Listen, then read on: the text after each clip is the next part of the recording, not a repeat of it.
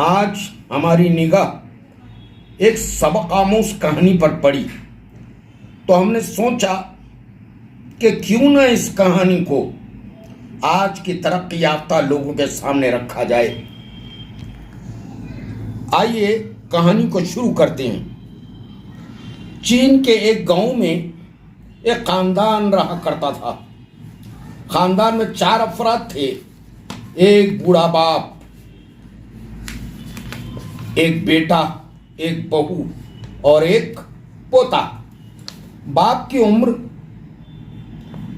90 साल से जायद हो चुकी थी और वो आम तौर पर बीमार रहा करता था।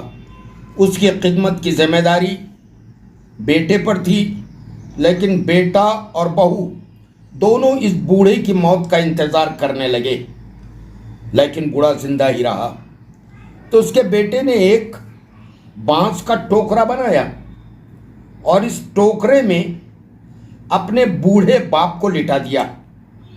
इसके पास एक घोड़ा गाड़ी भी थी।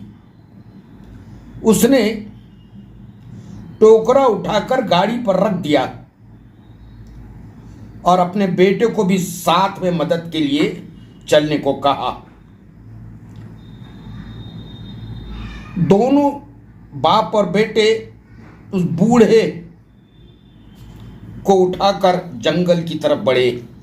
जंगल में एक टीला नजर आया। इस टीले पर बाप को लिटा दिया गया और कुछ पानी और खाना रख दिया कि बूढ़ा या तो खाए कुछ और टीले से गिरे या कोई जंगली जानवर इसे अपनी ग़िज़ा बना ले। शाम हो चुकी थी और अंधेरा होने लगा, तो उस शख्स ने जाने के लिए घोड़ा गाड़ी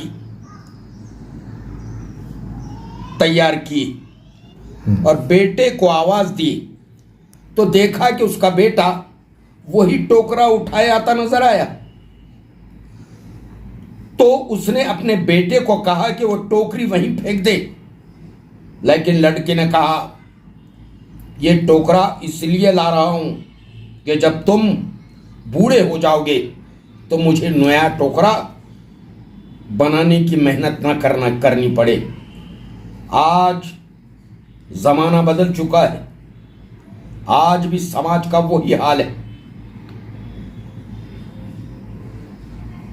अब टोकरे की जरूरत भी बाकी नहीं रही और न ही किसी तांगे की, न किसी जंगल की और न उसके दरमियान किसी टीले की, क्योंकि आज हर शहर में वृद्धाश्रम बना दिए गए, जहां वो औलाद जिसने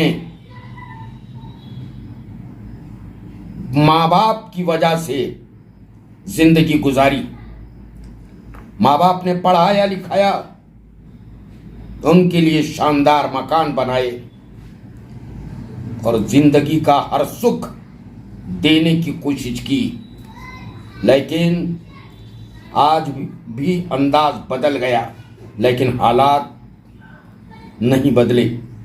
आज भी बूढ़े माँ बाप वृद्धाश्रम में आंसू बहाते हुए अपनी जिंदगी गुजार रहे हैं।